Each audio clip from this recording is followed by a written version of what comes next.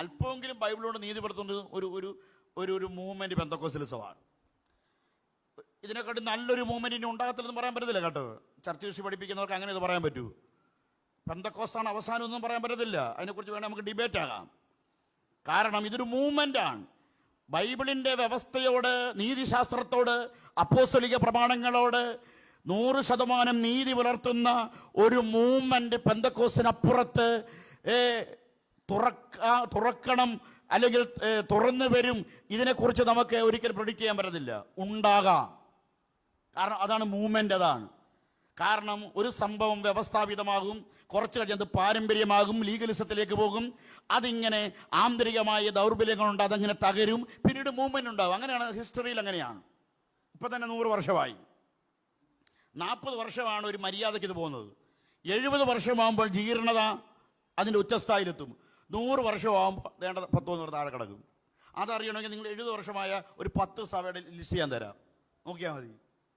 കണ്ണൂർ സഭ സ്ഥാപിക്കുന്നതോ, കോഴിക്കോട് സഭ സ്ഥാപിക്കുന്നതോ, കാസർഗോഡ് സഭ സ്ഥാപിക്കുന്നതോ അല്ല വെല്ലുവിളി.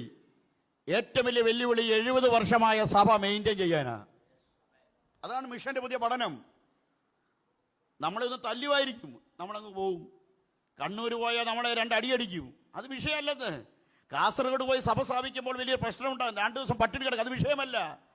പക്ഷേ 70 വർഷമായ സഭ തലവേദനയാണ് ഹെഡ് ക്വാർട്ടേഴ്സിന്. ഇത് വലിയൊരു വിഷയമാണ്. കാരണം റിവൈവൽ നടക്കാതെ, ആത്മപ്രവർത്തനം നടക്കാതെ, പരിശുദ്ധമാവിന്റെ പ്രവർത്തനം നടക്കാതെ, കൃപാവരങ്ങളുടെ ഡെമോൺസ്ട്രേഷൻ നടക്കാതെ, ആന്തരികമായ ചലനം നടക്കാതെ, ആത്മീയ പ്രജനനമില്ലാതെ അങ്ങനെ ഉണങ്ങി വരണ്ട് ആന്തരികമായി മരവിച്ചു പോയ ഒരു സഭ, അതതിൻ്റെ ആന്തരികമായ ദൗർബല്യങ്ങൾ കൊണ്ട് തകരും. Soviet union തകർത്തൊന്നും ബോംബിട്ടൊന്നുമല്ല. 7 വർഷമാകുമ്പോൾ സനി തകർന്നോളും. ഇന്റേണൽ കോൺട്രാഡിക്ടറി കൊണ്ടാണ്. ആ വൈരുദ്ധ്യങ്ങൾ കൊണ്ട് സ്വയം തകരും. അങ്ങനെ തകരാതിരിക്കണമെങ്കിൽ സഭയ്ക്കകത്ത് പരിശുദ്ധാത്മാവിന് പ്രവർത്തിക്കാൻ അവസരം കൊടുക്കണം.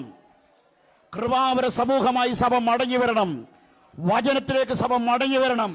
കൃപാവരങ്ങളിലേക്ക് സഭ മടങ്ങി വരണം. പഴയ രോഗശാന്തിയിലേക്ക് മടങ്ങി വരണം. ബ്രദർഹുഡിലേക്ക് മടങ്ങി വരണം. ഹ്യൂമനിറ്റിയിലേക്ക് മടങ്ങി വരണം. മൊറാലിറ്റിയിലേക്ക് മടങ്ങി വരണം. സിംപ്ലിസിറ്റിയിലേക്ക് മടങ്ങി വരണം. പഴയ സെർവൻഹുഡ് ലീഡർഷിപ്പിലേക്ക് മടങ്ങി വരണം. മടങ്ങി വന്നാലേ ഈ പ്രതിസന്ധി അതിജീവിക്കാൻ പറ്റൂ. അല്ലെങ്കിൽ അടുത്ത മൂവ്മെന്റ് ഉണ്ടാവും.